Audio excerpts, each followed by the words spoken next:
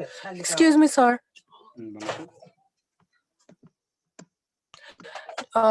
Donation for machinery कता राख्ने? Donation for machinery भन्ने चाहिँ लायबिलिटी भयो। त्यो फर यो भन्ने बित्तिकै स्पेसिफिक भयो के? डोनेसन मात्रै बनाऊ भने रिसिभमा राख्ने, सरी इन्कममा राख्ने। डोनेसन फर मेसिनरी भन्ने चाहिँ त्यो मेसिनरी किन्नु भनेर दिएको डोनेसन मेसिनरी किन्नलाई मात्रै युज गर्न सकिन्छ। सर अनि तल एडजस्टमेन्टमा फेरि त्यो डेप्रिसिएसन दिइराको छ नि। डोनेसनमा मेसिनरीमा हो त, डोनेसनमा होइन डिप्सन, मेसिनरीमा चाहिँ हो त्यो। त्यसले केही पनि फरक पर्दैन। डेप्रिसिएसन कता कता राख्ने? डिप्सन त इन्कम एन्ड एक्सपेन्डिचर एकाउन्टको डेबिटमा अनि ब्यालेन्स सिटमा एसेट्समा लेस गर्ने। हुन्छ सर। सब्सक्रिप्सनमा हामीले के हेर्नुपर्छ भन्दाखेरि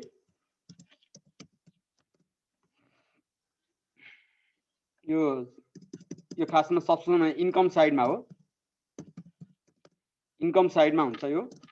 र इन्कम साइडमा हामीले लेख्दाखेरि के हेर्नु पर्यो भन्दाखेरि हामीले सब्सक्रिप्सनमा चाहिँ जुन दिएको हुन्छ नि रिसिभ एन्ड पेमेन्ट एकाउन्टमा रिसिभ साइडमा जुन दिएको हुन्छ त्यसलाई हामीले बाई के भनेर लेख्नु पर्यो? सब्सक्रिप्सनमा लेख्ने। यो कहाँ दिएको हुन्छ अरे? यो भनेको रिसिभ एन्ड पेमेन्ट एकाउन्टको रिसिभ एन्ड पेमेन्ट एकाउन्टको डेबिटमा दिएको हुन्छ। यो दिएको कहाँ छ भनेर लेखेको है। यो रिसिभ एन्ड पेमेन्ट एकाउन्टको डेबिट साइडमा दिएको हुन्छ। यसमा के गर्ने अरे? रिसिभ एन्ड पेमेन्ट एकाउन्ट डेबिटमा दिएको हुन्छ, यसलाई हामीले लेख्ने कहाँ हो भन्दाखेरि यो भित्रैपट्टि एमाउन्ट कलमको कलमभन्दा भित्रैपट्टि लेख्ने हो। यहाँ चाहिँ हामीले फर्मेटमै बनाउँदाखेरि त्यो हामी त्यसैमा गर्छौँ, यो भित्रैपट्टि गर्छौँ, कोलम बनाइरहनु पर्दैन। त्यसपछि हामीले एड गर्नुपर्छ। एड के गर्नुपर्छ? करेन्ट इयरको आउटस्ट्यान्डिङ भन्न सक्छ, ड्यू भन्न सक्छ, एक्रुड भन्न सक्छ, एक्रुड भन्न सक्छ। यो एउटै हो। यो कहाँ दिएको हुन्छ त? यो भनेको चाहिँ एडजस्टमेन्टमा दिएको हुन्छ। सबभन्दा पहिले त एडजस्टमेन्ट कुन हो भन्ने कुरो चाहिँ बुझ्नु पर्यो नि। एडजस्टमेन्ट भनेको हामीलाई जुन रिसिभ एन्ड पेमेन्ट एकाउन्ट दिएको हुन्छ त्यो भन्दा तलको इन्फर्मेसन हामी एडजस्टमेन्ट भन्छौँ। त्यसपछि त्यसलाई हामीले के गर्ने अरे? एड गर्ने। त्यसपछि हामीले के गर्नु पर्यो? लेस गर्नु पर्यो। लास्ट इयरको आउटस्ट्यान्डिङ यो छ भने कहाँ हुन्छ म भन्छु। लास्ट इयरको आउटस्ट्यान्डिङ, यो लास्ट इयरको आउटस्ट्यान्डिङ अथवा लास्ट इयरको ड्यू अथवा लास्ट इयरको एक्रुड यो कहाँ हुन्छ भन्दाखेरि ओपनिङ ब्यालेन्स सिटमा हुन्छ। ओपनिङ ब्यालेन्स सिट भनेको हामीलाई दिएको ब्यालेन्स सिट, जसलाई हामी ओपी भनेको ओपनिङ, B/S भनेको ब्यालेन्स सिट को कहाँ हुन्छ? एसेट्समा हुन्छ।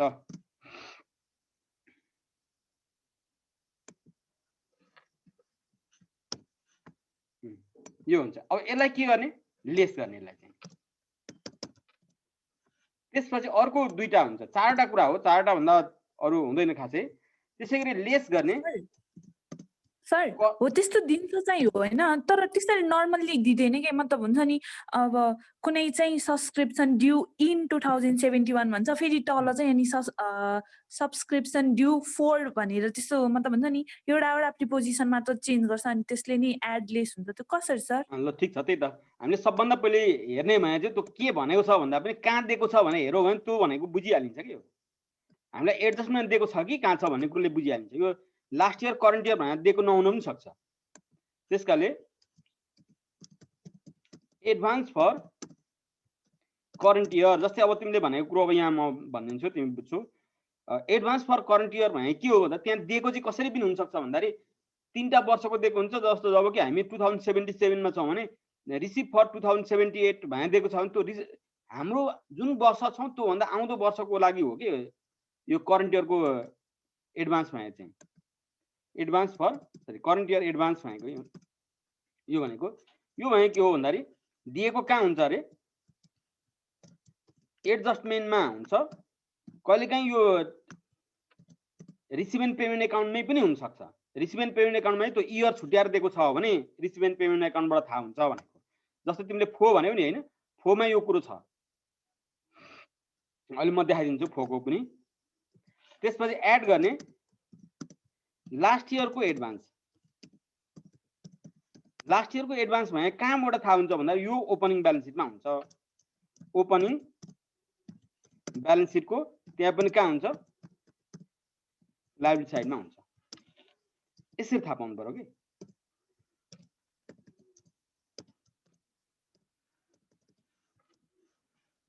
त्यो गरेपछि जुन आउँछ त्यो चाहिँ के हो त भन्दाखेरि हामीले एमाउन्ट कलममा राख्ने सब्सक्रिप्सनको एमाउन्ट हो। यस्तो हैन, यो चाहिँ हामीलाई यहाँ के भन्यौं भन्ने कुरो भन्दा पनि यो कहाँ दिएको छ भन्ने कुरो पनि हामीले हेर्नु पर्यो। यो रिसिभ एन्ड पेमेन्ट एकाउन्टमा हुन्छ। जस्तै तिमीले फोमा भन्यौ नि हैन, फोको म अब देखाइदिन्छु। यसमा के छ भने भनौं यो सब्सक्रिप्सनको एमाउन्ट निकाल्ने चाहिँ यही हो, एमाउन्ट रुपीज। मैले माग्नेलाई भिडियो पनि पठाइदिएको छु, कसलाई पठाउनु चाहिँ अरूलाई पनि चाहिन्छ भने भनौँ भने चाहिँ अब यहाँ पनि मैले भनिदिइहालेँ, यो पनि रेकर्डमा छ। ल यसलाई मैले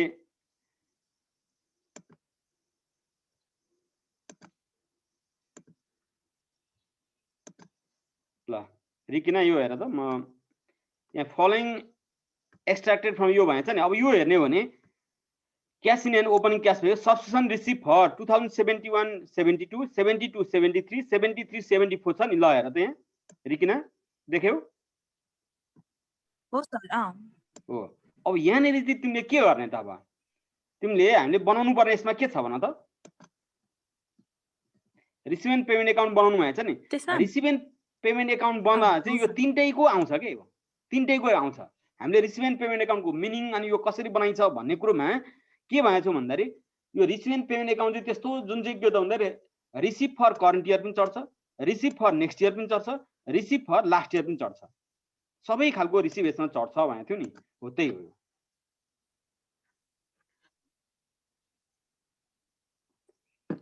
सर अनि त्यो के भन्छ त्यो सब्सक्रिप्सन रिसिभ भनेको छ नि, अनि त्यो हाम्रो जुन त्यो सब्सक्रिप्सन इन्कम बनाउँदाखेरि अब त्यो आउटस्ट्यान्डिङलाई एड गर्छ नि हैन, त्यो करेन्ट हैन करेन्ट इयरको एड गर्नुपर्ने, अनि त्यो चाहिँ गर्नु पर्दैन सर? त्यो लास्टको जुन छ नि तिमीले भने मैले बुझेँ, त्यो इन्कम एन्ड एक्सपेन्डिचर एकाउन्टमा पो त।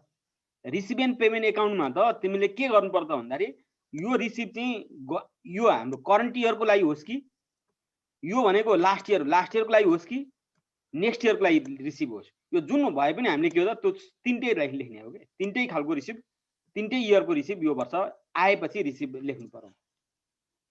इन्कम एन्ड एक्सपेन्डिचर एकाउन्टलाई अहिले नजोड, इन्कम एन्ड एक्सपेन्डिचर यसमा छैन। यदि इन्कम एन्ड एक्सपेन्डिचर एकाउन्टमा चाहिँ तिमीले लेख्नु पर्यो भने के गर्नुपर्छ थाहा छ? यो तीनटा जोड कति हुन्छ भन त? रिसिभ एन्ड पेमेन्ट एकाउन्ट होइन, इन्कम एन्ड एक्सपेन्डिचर एकाउन्ट बनाएको थियो भने तिम्रो 2300 हुन्थ्यो नि हैन, यो तीनटा जोड्दाखेरि। त्यो 2300 मा यो 71 72 को पैसा किन आयो त? 71 72 को पाउन बाँकी रहेछ, आउटस्ट्यान्डिङ रहेछ। त्यसकारण यसलाई लेस गर्ने अनि आउँदो करेन्ट इयरको एडभान्स भनेकै यही हो, 300 पनि घटाउने। त्यसकारण यो 1800 मात्रै बाँकी रहन्छ अन्तिमको एन्सर चाहिँ। त्यसकारण 2300 मा 200 पनि घटाउने यो लास्ट इयरको आउटस्ट्यान्डिङ भनेर चाहिँ, अनि 300 लाई के भनेर राख्नु? करेन्ट इयर एडभान्स भनेर चाहिँ लेस गर्नु पर्यो। नेक्स्ट इयरको लागि रिसिभलाई नै करेन्ट इयर एडभान्स भनिन्छ। सर मैले त्यो छ नि रेन्ट एन्ड पेडको तलको हेर्नुस् त सर, त्यो आउटस्ट्यान्डिङ सब्सक्रिप्सन नि हो त्यो भनेको। ल ठीक छ। रेन्ट के अरे रेन्ट एन्ड ट्याक्स हो, यो आउटस्ट्यान्डिङ सब्सक्रिप्सन हो। यो चाहिँ हेर त, यो 300 चाहिँ आउटस्ट्यान्डिङको मिनिङ के हो भन त? तिर्न बाँकी। सब्सक्रिप्सन भनेको इन्कम हो, त्यसकारण पाउन बाँकी भन्नु पर्यो, तिर्न बाँकी हैन, पाउन बाँकी भन्नु पर्यो। पाउन बाँकी ए हुन्छ सर। है आउटस्ट्यान्डिङ भनेको बाँकी हो, सब्सक्रिप्सन भनेको चाहिँ इन्कम भएकोले पाउन बाँकी। यही ठाउँमा स्यालेरी आउटस्ट्यान्डिङ भनेको चाहिँ तिर्न बाँकी भने तिमीले भने ठिक थियो। त्यसकारण यो चाहिँ के हो त भन्दाखेरि यो रिसिभ एन्ड पेमेन्ट एकाउन्टमा यो जाँदैन। किन नजाने त भन त? रिसिभ एन्ड पेमेन्ट एकाउन्ट भने त्यस्तो एकाउन्ट हो जसमा क्याश रिसिभ र क्याश पेमेन्ट मात्रै रेकर्ड हुन्छ। यो क्याश रिसिभ पनि होइन, क्याश पेमेन्ट पनि होइन, त्यसकारण यो रेकर्ड हुँदैन। हुन्छ सर। कुरो बुझ्यौ? बुझेँ सर। अब तिमीलाई एक दुईवटा कुरा भन्छु, त्यो ध्यान दियो, तिम्रो क्लास छुटेकोले होला। रिसिभ एन्ड पेमेन्ट एकाउन्टमा आउटस्ट्यान्डिङ एक्रुड डिप्रिसिएसन रिटर्न अफ यी कुराहरू जाँदैनन्। आउटस्ट्यान्डिङ भएको तिर्न बाँकी अथवा पाउन बाँकी, एक्रुड भएको पनि पाउन बाँकी अथवा तिर्न बाँकी हुन सक्छ र डिप्रिसिएसन अथवा एमोर्टाइजेसन अथवा रिटर्न अफहरू छ भने पनि त्यो पनि के हो त भन्दाखेरि क्याश नेचरको होइन। जस्तै कहिलेकाहीँ ब्याड डेट्स रिटर्न अफ भन्न सक्छ, डिप्रिसिएसन भन्न सक्छ, एप्रिसिएसन भन्न सक्छ। यो कुरोहरू रिसिभ एन्ड पेमेन्ट एकाउन्टमा आउँदैन। त्यो भएर यो क्वेसनमा आउटस्ट्यान्डिङ सब्सक्रिप्सन फर 2072-73 भन। हामी त 2072-73 नै छौँ नि हैन। अब तर तिमीले यदि इन्कम एन्ड एक्सपेन्डिचर एकाउन्ट बनाउनु पर्ने हुन्थ्यो यो क्वेसनबाट भने चाहिँ तिमीले यसलाई जोड्नु पर्थ्यो, 300 लाई एड गर्नु पर्थ्यो। मैले यो क्लासमै गर्दै छ ल। हुन्छ सर, बुझेँ अब चाहिँ। बुझ्यौ हैन? तिम्रो त क्लास छुटेकोले रहेछ, मैले थाहा पाइसकेँ। ल सब्स्टिट्युसन इन्कम निकाल्नलाई पवित्र हजुर सर। तिमीले सोधेको यो है? मुस्कान हो मुस्कान हजुर। तिमीले के को पठाएको? होमवर्कको। ल ठीक छ।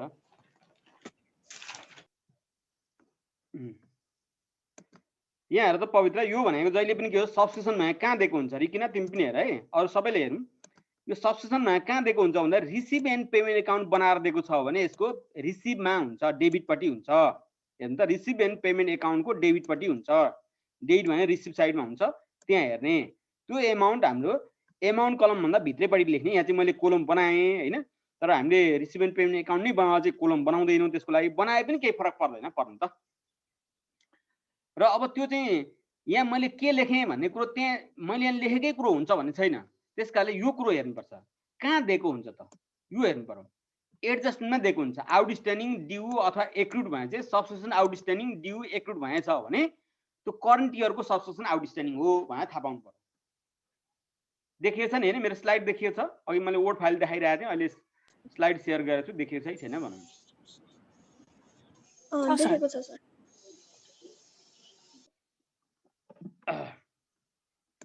ल त्यसो भए यो करेन्ट इयरको आउटस्ट्यान्डिङ अथवा ड्यू अथवा एक्रुड भनेको के हो भन्दाखेरि करेन्ट इयरमा हामीले पाउन बाँकी भनेको। त्यसकाले यो कहाँ हुन्छ त भन्दाखेरि यो जहिले पनि रिसिभ एन्ड पेमेन्ट एकाउन्ट क्वेसनको रूपमा हुन्छ, जुन फाइनल एकाउन्टमा ट्रायल ब्यालेन्स जस्तै। त्यसैगरी त्यो भनेको रिसिभ एन्ड पेमेन्ट एकाउन्ट भन्दा तलपट्टि हुन्छ। एडजस्टमेन्ट भनेकै त्यही हो, below the receive and payment account. अथवा कुनै पनि टेबल दिएको छ, टेबल भन्दा बाहिर दिएको इन्फर्मेसन एडजस्टमेन्ट हो। कहिलेकाहीँ यो च्याप्टरमा चाहिँ एडजस्टमेन्ट चाहिँ हामीले ट्रायल त्यो रिसिभ एन्ड पेमेन्ट एकाउन्ट भित्रै पनि पाउँछौँ कति बेला, त्यो म फेरि पछाडि भन्दा त्यो देखाएँ। अनि लास्ट इयरको आउटस्ट्यान्डिङ हो अथवा लास्ट इयरको ड्यू हो अथवा लास्ट इयरको एक्रुड हो भने चाहिँ कहाँ हुन्छ यो कुरो बुझौँ है, यो पनि बुझौँ, त्यो गर्दा सहिलो हुन्छ। त्यो भने कहाँ हुन्छ? हामीलाई चाहिँ ओपनिङ ब्यालेन्स सिट र रिसिभ एन्ड पेमेन्ट एकाउन्ट दिएको हुन्छ भने ओपनिङ ब्यालेन्स सिट हुन्छ, ओपनिङ ब्यालेन्सको एसेट साइडमा हुन्छ। अनि कहिलेकाहीँ चाहिँ ओपनिङ ब्यालेन्स सिट दिएको छैन भने ओपनिङ ब्यालेन्स सिटको इन्फर्मेसन चाहिँ एडजस्टमेन्टमै पनि हुनसक्छ है। फेरि कहिलेकाहीँ चाहिँ ओपनिङ ब्यालेन्स सिटमा जाने इन्फर्मेसन एडजस्टमेन्टमै दिएको पनि हुनसक्छ। त्यस्तो केसमा चाहिँ एडजस्टमेन्ट नै हो। त्यो चाहिँ भनेको इन्फर्मेसनको आधारमा हेर्नुपर्छ। यहाँ कोही लास्ट इयरको लागि लास्ट इयरको आउटस्ट्यान्डिङ यति थियो भने क्वेसनले नै भनेकै हुन्छ, त्यो त भनेको त बुझ्नु पर्यो अब। अनि करेन्ट इयरको एडभान्स हो भने त्यो पनि कहाँ हुन्छ भन्दाखेरि एडजस्टमेन्टमै हुन्छ, एडजस्टमेन्टमै हुन्छ। र लास्ट इयरको एडभान्स भनेको चाहिँ के हो त भन्दाखेरि ओपनिङ ब्यालेन्स सिटको लाइबिलिटी साइडमा हुन्छ। ओपनिङ ब्यालेन्स सिट हामीलाई जुन क्वेसनमा दिएको हुन्छ त्यसको ब्यालेन्स सिटको लाइबिलिटी साइडमा यदि सब्स्टिट्युसन भन्ने टर्म छ भने त्यो भनेको लास्ट इयरको आउटस्ट्यान्डिङ सब्स्टिट्युसन नै हो। Last year advance outstanding advance last year advance substitution नै हो।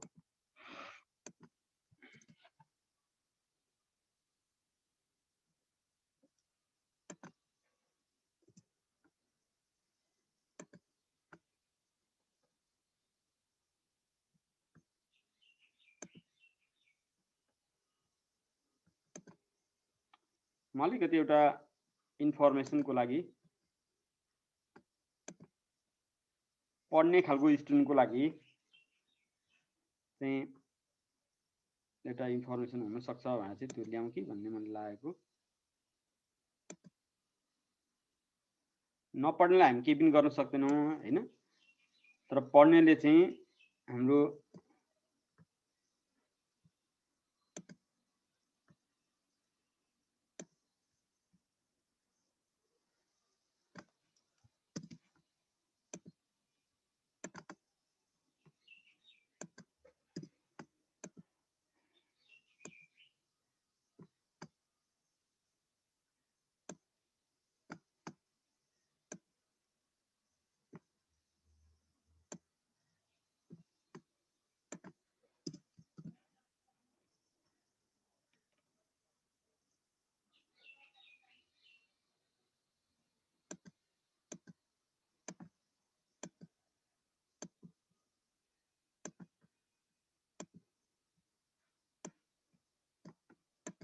क्लासमा रेगुलर नबस्ने अनि मेरो यस्तो प्रब्लम उस्तो प्रब्लम भन्ने पनि छौँ होला। अब कतिपय कुरोहरू हाम्रो कारणले पनि होला।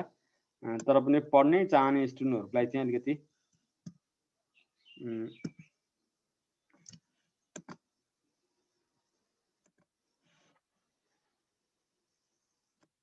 I think it is problematic. So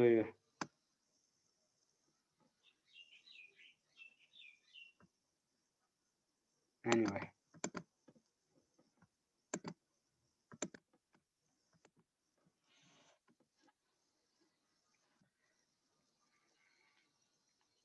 खाने मुखलाई जुङ्गाले छेक्दैन भन्ने पनि चलन छ। यहाँनिर एउटा जानकारी छ, अलिकति हामीलाई काम लाग्न पनि सक्छ। अन्त यहाँ हामी आकालाई मैले भन्न खोजेको होइन, तर नआउनेको लागि चाहिँ हेर्नु त 315 रुपिजमा 28 डेज भनेको हामीले हाम्रो कलेज जाँदाखेरि लाग्ने खर्च पनि लाग्दैन। त्यसकारणले मेरोमा चाहिँ वाइफाई जोडेको छैन घरमा, अथवा मेरोमा चाहिँ यो प्रब्लम छ त्यो प्रब्लम छ, अथवा नेट चलेन भन्नेहरूको लागि चाहिँ पढ्नु पर्दाखेरि चाहिँ हामीलाई त्यस्तो समस्या होइन। दिनमा 11 रुपियाँ 12 रुपियाँ भन्दा बढी खर्च लाग्दैन। यदि हाम्रो वाइफाईको समस्या भएका कोही विद्यार्थी छौँ, वाइफाईको कारणले हामी क्लास लिन सकेको छैनौँ भने 4G 3Gबाट चाहिँ हामीले डाटा लिएर चाहिँ 1 महिनासम्म 28 दिन भनेको 28 दिन हामी चलाउन मिल्छ। त्यसले अरू कुरोहरू पनि चलाउन मिल्छ। त्यसको लागि चाहिँ के हो त 20 GB डाटा पाइने रहेछ, 4 GB अरू कामको लागि, 20 GB पढ्नको लागि, जो कि 20 GB पुरै खर्च नै नहुने रहेछ। त्यसकारणले गर्दाखेरि योभन्दा सस्तो पनि होला, अब एनसेलको पनि होला, अब जुन चलाउँछौँ। त्यसकारणले क्लास छोड्ने भन्ने काम चाहिँ नगरौँ, त्यसले हामीलाई आफूलाई असर गर्छ। ल यो जानकारी पछाडि मैले चाहिँ कुनै क्वेसनमा त्यस्तो प्रब्लम छ भने भनौँ, नत्र भने यो क्वेसन नम्बर 13 गरिदिउँ कि भन्ने मैले विचार गरेको हो। क्वेसन नम्बर 13 अलिकति फरक छ।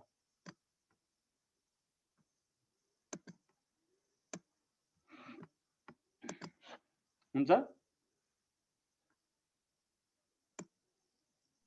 सर? हजुर सर त्यो अघि न डोनेसनको कुरा भनिदिनु भएको थियो नि, एकचोटि फेरि भनिदिनु न। डोनेसन? हजुर। डोनेसनको कुरो कसले गरेको थियो? बिन्साले। डोनेसनमा चाहिँ हामीले के बुझ्नुपर्छ? ल ठिकै छ, यो मैले भनिहालेँ। डोनेसन भन्ने चाहिँ खास गरी के हो त, दुई खालको हुन्छ।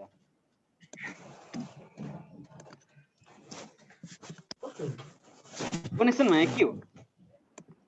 डोनेसन भने त चन्दा हो हैन, चन्दा उपहार हो। 9 को 9 बहुत त चार्ज गरे यहाँ उ छैन, जोडा त छैन। डोनेसन भने चाहिँ दुई खालको हुन्छ है। डोनेसन भनेको दुई खालको हुन्छ। डोनेसन चाहिँ के हुनेछ?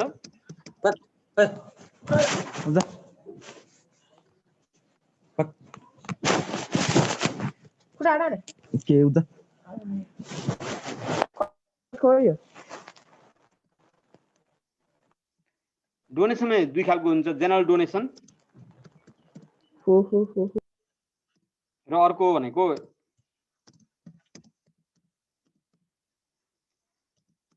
Specific donation.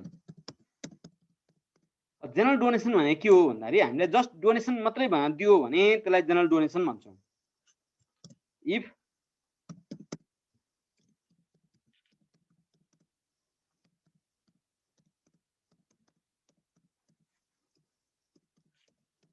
डोनेसन मात्रै दिएको छ भने त्यो के हो, जो जेनरल डोनेसन हो। यसलाई हामीले के गर्ने भन्दाखेरि इन्कम एन्ड एक्सपेन्डिचर एकाउन्टको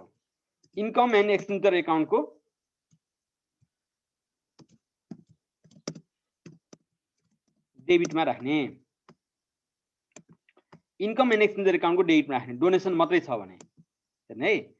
तर डोनेसन मात्रै भएर कहिलेकाहीँ के हो एडजस्टमेन्टमा यति चाहिँ क्यापिटलाइज गर्नु भनौँ भने त्यो क्यापिटलाइज गर्नु भने चाहिँ ब्यालेन्सको लाइट साइडमा राख्नु पर्यो। बाँकी के हो त भन्दाखेरि इन्कम एन्ड एक्सपेन्डिचर एकाउन्टको डेबिट होइन है, क्रेडिट, डेबिट होइन क्रेडिट हो। डोनेसनमा हामीले दिएको होइन, हामीले लिएको हुन्छ, पाएको हुन्छ यहाँनिर चाहिँ। अब स्पेसिफिक डोनेसनमा के हो त, डोनेसन फर कुनै दिने पक्षले डोनेसन फर जुनसुकै प्रयोजनलाई होस्, building construction, for purchase of furniture, for purchase of machinery भनौँ भने त्यो के हो स्पेसिफिक डोनेसन हो। यो चाहिँ केमा जान्छ भन्दाखेरि ब्यालेन्स सिटको लाइबिलिटी साइडमा जान्छ, ब्यालेन्सको लाइबिलिटी साइडमा जान्छ। त्यसकारणले क्वेसनले दिएको क्वेसनमा चाहिँ डोनेसन मात्रै भनेर दिएको छ भने चाहिँ एडजस्टमेन्ट हेर्ने हैन। हामीले income and receive and payment एकाउन्टको रिसिभ साइडमा डोनेसन भनेर दिएको हुन्छ, रिसिभ साइडमा डोनेसन दिएको छ भने अब हामीले के हेर्नु पर्यो, त्यसको एडजस्टमेन्टमा केही छ कि छैन त, त्यो डोनेसन सम्बन्धी भए हेर्नु पर्यो। केही छैन भने इन्कम एन्ड एक्सपेन्डिचर एकाउन्टको क्रेडिटमा चढाउने, क्रेडिटमा रेकर्ड गर्ने, सक्यो। हुन्छ, कुरो बुझ्यो श्रीता? हजुर सर। डोनेसनमा दिएको छ रिसिभ एन्ड पेमेन्ट एकाउन्टमा रिसिभ साइडमा, अनि एडजस्टमेन्टमा केही भनेको छैन भने त्यसलाई के हो त इन्कम एन्ड एक्सपेन्डिचर एकाउन्टको क्रेडिटमा चढाउने, सकिगयो। तर डोनेसन भनेर आउने बित्तिकै चाहिँ त्यसरी केही भनेको छैन नभन्ने, एडजस्टमेन्टमा भनेको हुनसक्छ। त्यहाँ डोनेसन जहाँ दिएको छ त्यहाँ नभएर एडजस्टमेन्टमा भनेको हुनसक्छ। The donation given, donation includes rupees 20,000 for purchase of furniture भनौँ भने त्यो के हो त, यो प्रयोजन कुनै प्रयोजनको लागि दिएको डोनेसन चाहिँ त्यो स्पेसिफिक डोनेसन हो। त्यो चाहिँ के हो त ब्यालेन्स सिटको लाइबिलिटी साइडमा राख्नुपर्छ, ब्यालेन्स सिटको लाइबिलिटी साइडमा राख्नु। त्यसकारणले स्पेशल डोनेसन अथवा स्पेसिफिक डोनेसन पनि भन्छौँ। डोनेसन फर फर्निचर भनौँ मान्ने, अथवा donation for construction of building भनौँ, अथवा डोनेसन फर यो पर्पज अथवा त्यो पर्पज कुनै एउटा स्पेसिफिक पर्पज सोधेको छ भने त्यो के हो त, त्यो भनेको स्पेसिफिक डोनेसन हो। त्यो चाहिँ के हो त ब्यालेन्सको लाइबिलिटी साइडमै राख्नुपर्छ।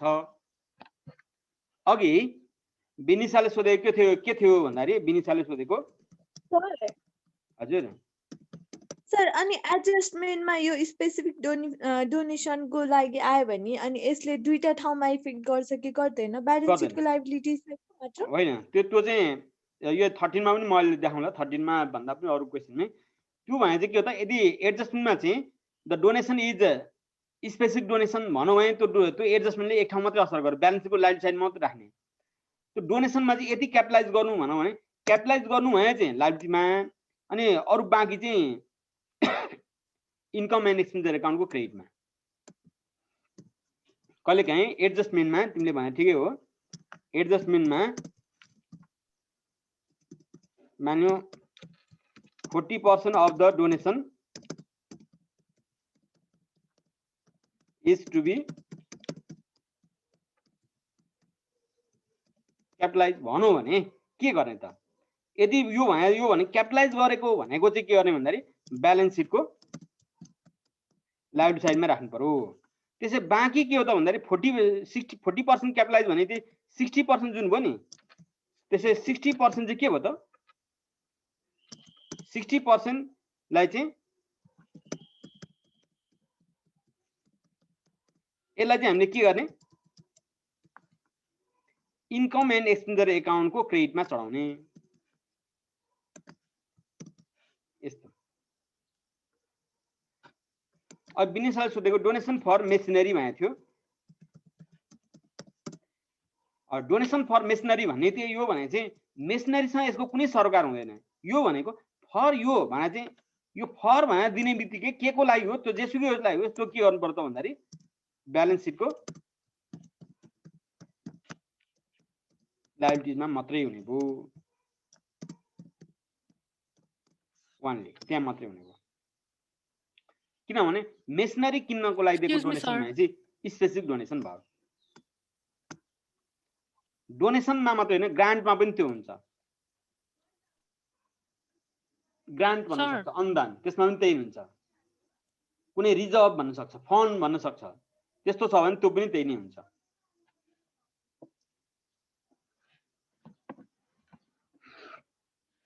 ल यहाँसम्म केही छ Sir. भने अझै डिस्कसन केही छ भने भनौँ। सर हजुर एडमिसन फी र इन्ट्रान्स फी भने एउटै हो एउटै हो। सर अनि हो, पछि तिमी- तल एडजस्टमेन्टमा चाहिँ नि 25% निड्स टु बी क्यापिटलाइज भनेको छ अनि 25% चाहिँ नि ब्यालेन्स सिटमा राख्ने अनि 75% चाहिँ नि हो इन्कम एन्ड एक्सपेन्डिचर अकाउन्टमा राख्ने। हो इन्कम एन्ड एक्सपेन्डिचरको क्रेडिटमा राख्ने हुन्छ सर। हो। तिमीले भने ठिकै हो। एडमिसन फी पनि भन्छ, इन्ट्रान्स फी पनि भन्छ, दुइटै एउटै हो। तर फेरि एउटा ध्यान दिने, कहिलेकाहीँ दुइटै एउटै हो भन्छु तर क्वेसनमा चाहिँ एउटा क्वेसनमा त्यो दुइटै दिएको छ भने पनि गर्ने ट्रिटमेन्ट एउटै हो, गर्ने ट्रिटमेन्ट एउटै हो। त्यसरी पनि हुन सक्छ कहिलेकाहीँ।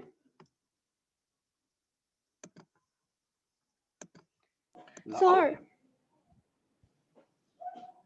कसले के सोध्नु लागेको थियो सर मैले सोध्न लागेको भन त। सर के भन्छ कहिलेकाहीँ त्यो ब्यालेन्स सिट र रिसिप्ट एन्ड पेमेन्टमा दुवै ठाउँमा फर्निचर दिएको छ अनि एडजस्टमेन्टमा चाहिँ फेरि डेप्रिसिएट फर्निचर दिएको छ भने अब त्यो डेप्रिसिएसन चाहिँ कुन चाहिँ अमाउन्टमा गर्ने? ओपनिङ ब्यालेन्स सिटमा दिएको र रिसिभ एन्ड पेमेन्ट एकाउन्टमा दिएको दुइटैको जोडेर दुइटै जोडेर अस्ति हामीले गरेको थियौँ नि एउटा कुन क्वेसनमा 9 मा होला सर त्यो प्रब्लम नम्बर 9 मा छ। 9 मा हो। 9 मैले गर्दै थिएँ त। त्यो नबुझाएको थियो अनि ए ल हेर त 9 देखियो छ।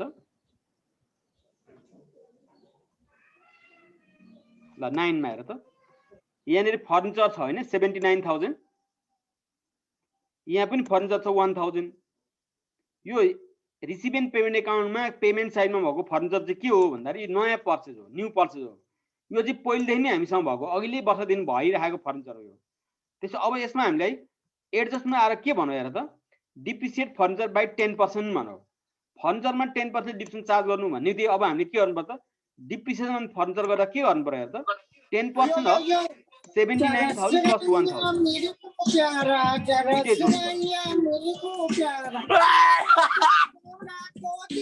मम्मी बोले मत कर, पापा बोले मत कर, आंटी बोले मत कर, मत कर, मत। र अब ब्यालेन्स सिटमा पनि त्यसलाई हामीले के गर्नु पर्यो, त्यसै गर्नु पर्यो। यहाँ हेर त फर्निचर भने 79,000 जुन रिसिभ एन्ड पेमेन्ट एकाउन्टमा दिएको छ नि त्यसलाई एड गर्ने पर्चेज भने चाहिँ लेस गर्ने डिप्रिसिएसन।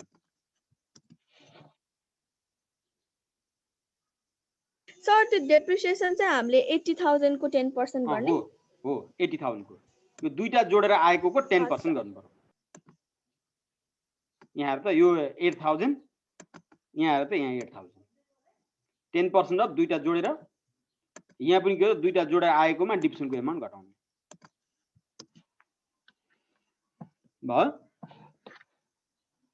भयो सर।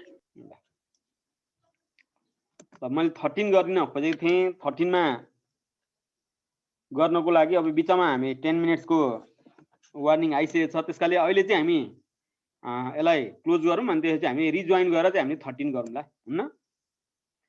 के छ 2-3 मिनट मैले